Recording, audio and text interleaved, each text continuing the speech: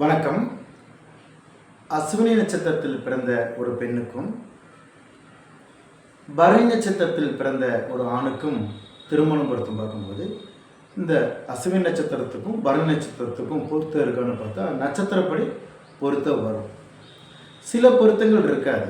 அதாவது மகேந்திர பொருத்தம் இருக்காது, ஸ்திரீ தீர்க்க பொருத்தம் இருக்காது, வசிய பொருத்தம் இருக்காது. இந்த 3 பொருத்தங்கள் இருக்கும். மற்ற பொருத்தங்கள் 7 பொருத்தங்கள் இருக்கும். அதாவது தினப்பொருத்தம், கணப்பொருத்தம், யோனி பொருத்தம், ராசி பொருத்தம், ராசி அதிபதி பொருத்தம், ரஜ்ஜு பொருத்தம், வேதை பொருத்தம். இந்த பொருத்தங்கள் எல்லாமே இருக்கும்.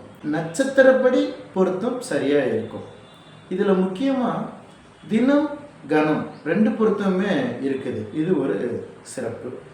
ரஜ்ஜு பொருத்தம், யோனி பொருத்தம் இது அடிப்படை பொருத்தங்கள். இந்த பொருத்தமும் இருக்குது. இப்போ நட்சத்திரப்படி பொருத்தத்துக்கு எந்த பிரச்சனையும் கிடையாது.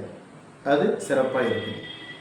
அதற்கடுத்து இருவருடைய ஜாதக ராசி கட்டத்தில் அவருடைய ஆயுள் ஸ்தானம் எப்படி இருக்குது, கிரக நிலைகள் எப்படி இருக்குது, திசாபுத்திகள், தோஷங்கள், கண்டத்துக்கு நிகரான திசாபுத்திகள் ஏதாச்சும் திருமணத்துக்கு பிறகு வருதா அல்லது நடந்துக்கிட்டு இருக்கா, இது போன்ற ஆய்வுகள்லாம் செய்த பிறகு தான் இவர்கள் இருவரும் திருமணம் பண்ணலாமா வேணாமான்னு முடிவு பண்ணணும். இதில் முக்கியமாக திசா சந்தி இருக்குதா இல்லையான்னு பார்த்துக்கணும்.